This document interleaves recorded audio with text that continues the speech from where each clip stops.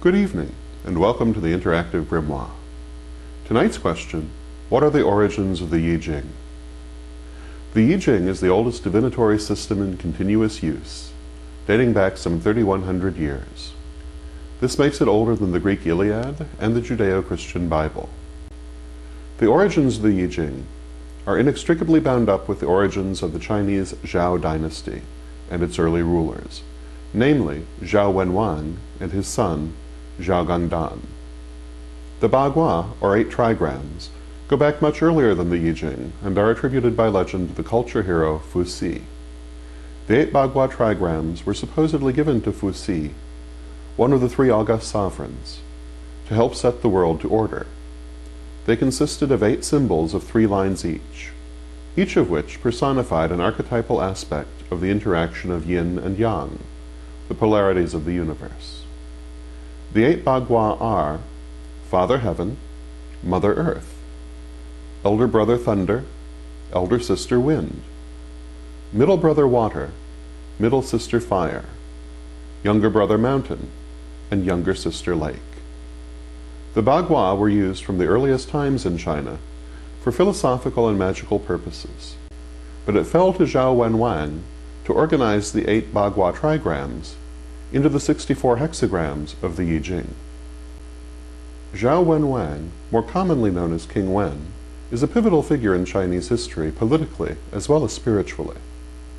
King Wen was hereditary ruler of the Zhao people and a vassal of the Shang Dynasty. It was King Wen who led the uprising that overthrew the Shang and established the Zhao Dynasty. Zhao Wenwang lived at the close of the Shang Dynasty around 1140 BC, though all Chinese dates of this era are the subject of considerable controversy. It is to be remembered that in the West this was roughly the time of the Ramessid pharaohs of Egypt and the Dorian invasions of Greece, where records are just as spotty and dates are also subject to intense debate. The Shang Dynasty flourished from around 1600 to 1135 BC. The latter Shang are sometimes termed the Yin Dynasty, after their final capital, and the surname affected by later generations of the family.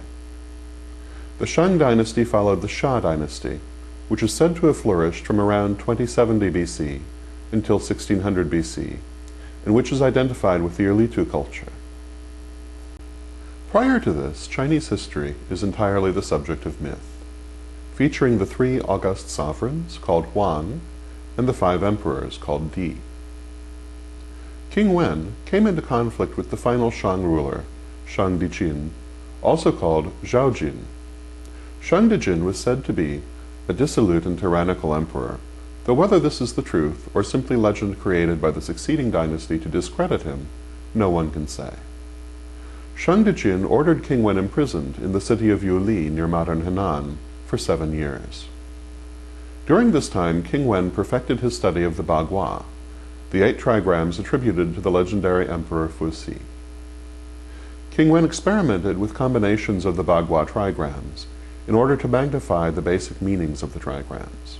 Ultimately, King Wen arranged the 8 trigrams into the maximum number of 2 trigram combinations possible, 64 hexagrams. Each of these hexagrams represented the effect of 1 trigram upon another. King Wen then used these 64 hexagrams for meditation on the cross effects of the basic principles of the Bagua, as well as for divination. This was the creation of the I-Ching, or Book of Changes. The 64 hexagrams are held to address every possible situation, and it was his creation and mastery of this system to which King Wen's ultimate success was attributed. During the years King Wen was confined, his eldest son, Bo Yiku, traveled to the Shang court to beg for his father's release. Bo Yiku was received courteously and became a favorite of the royal concubine Daji. However, after Bo Yiku rebuffed Daji's amorous advances, she accused him of attempting to rape her and asked Shang Dynasty to have the young man executed.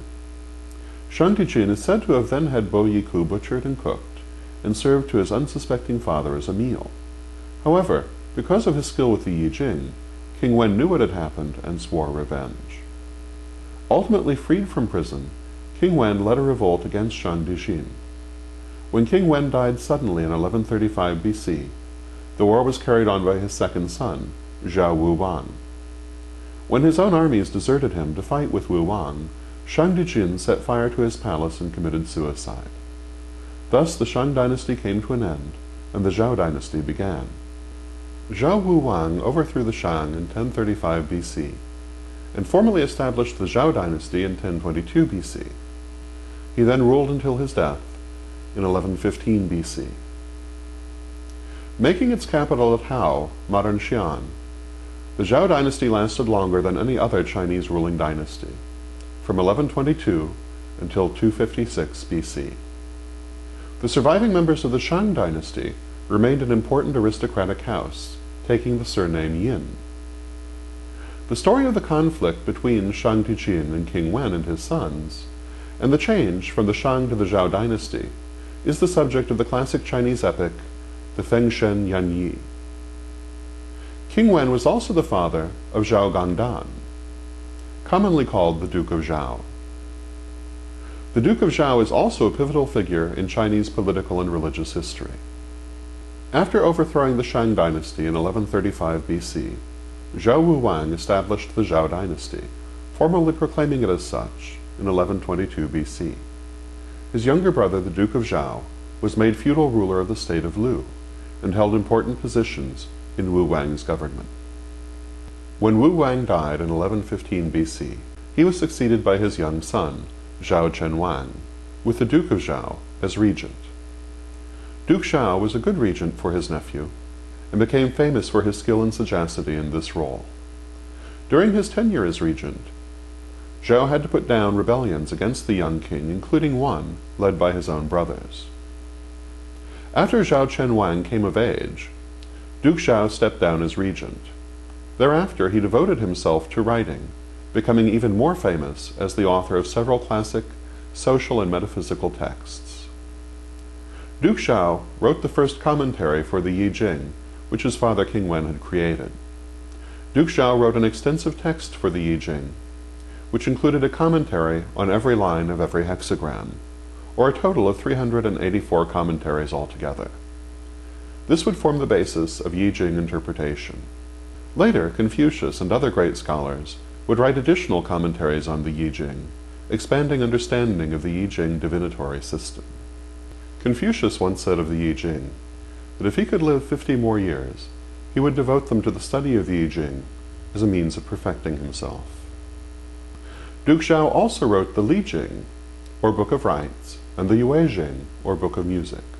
The Li-Ching is a book of rituals and ceremonies, which also describes proper social forms and court behavior. The Li-Ching is one of the books Confucians consider the five classics. The five classics are the I-Ching, or Book of Changes, the Shi-Ching, or Book of Odes, the Li-Ching, or Book of Rites, the Shu-Ching, or Book of History, and the Lin-Ching, also called the Shun-Qiu, or Spring and Autumn Annals. The Yue-Ching is sometimes described as the sixth classic, and was once very important. However, it was lost long ago, and no copies are now known to exist. The Duke of Zhao was also responsible for one other idea of extreme importance to Chinese thought, the Mandate of Heaven. During his term as regent for Chen Wang, Duke Zhao undertook an aggressive propaganda campaign to help stabilize the position of the young ruler. This included the introduction of the concept of the Mandate of Heaven. That is the idea that leadership is bestowed by the gods upon those most worthy, and if those in positions of power become unworthy, the mandate of heaven will pass to other, more worthy people. This idea made it possible for Chinese dynasties to succeed one another without violating ideas of legitimacy and continuity. 5 centuries later, Duke Zhao's fiefdom of Lu would become the birthplace of Confucius, and the ideas of Duke Zhao and his family would be seminal to Confucian thought. The importance of Duke Zhao to Confucianism can perhaps be best illustrated by the famous quote of Confucius, "What have I come to? It has been months since I last dreamed of Duke Zhao." Today, dreaming of Duke Zhao is still a phrase used in Chinese culture to convey the struggle to lead a good life and to improve one's conditions. This has been the Interactive Grimoire. Thank you and have a good night.